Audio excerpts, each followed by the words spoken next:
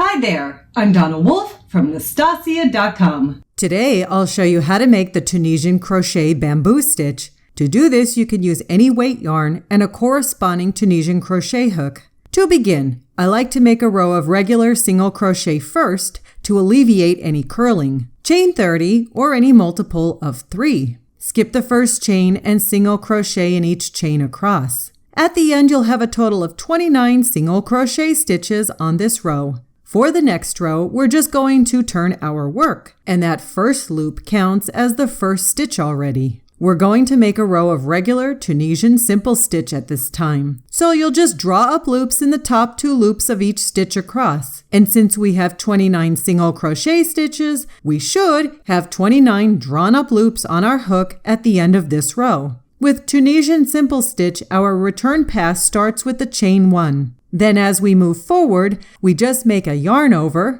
and we take off loops in groups of 2.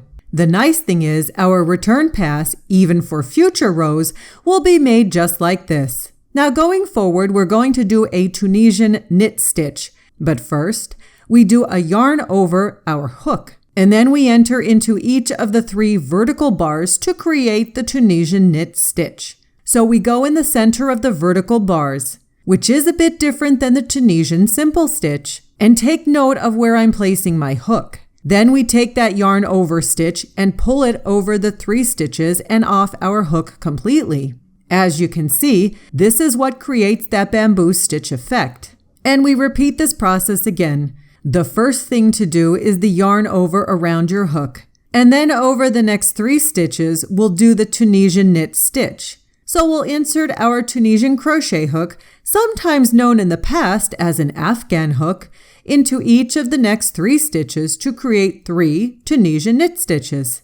And it helps with this stitch and most other Tunisian stitches to draw up your loops nice and tall so they don't hunch over and create a curl in your work on you. You'll continue with this process across the row until you have one last stitch remaining. Just insert your hook into that very last stitch and draw up a normal loop. And as mentioned before with Tunisian crochet, we start our return pass with a chain 1. You might have to push your loops a bit so you can do this taking off in groups of 2 part.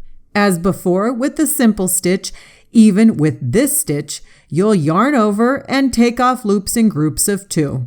You'll continue doing this across the entire row until you have just 1 loop remaining on your hook. Here's what that row looks like once the forward and return passes have been completed. For row 3, we're going to do the Tunisian knit stitch for every stitch across. So just go into the center of each of the loops to create the knit stitch. Remember to put draw up loop number 29 in the very last stitch of this row. As mentioned before, all of our return passes will begin with a chain 1. Then we do our normal yarn over and take off loops in groups of 2 all the way across this row, as we do in normal Tunisian crochet. And you can see what this looks like. Going forward, all we do is repeat row 2 and its return pass, and then row 3 and its return pass.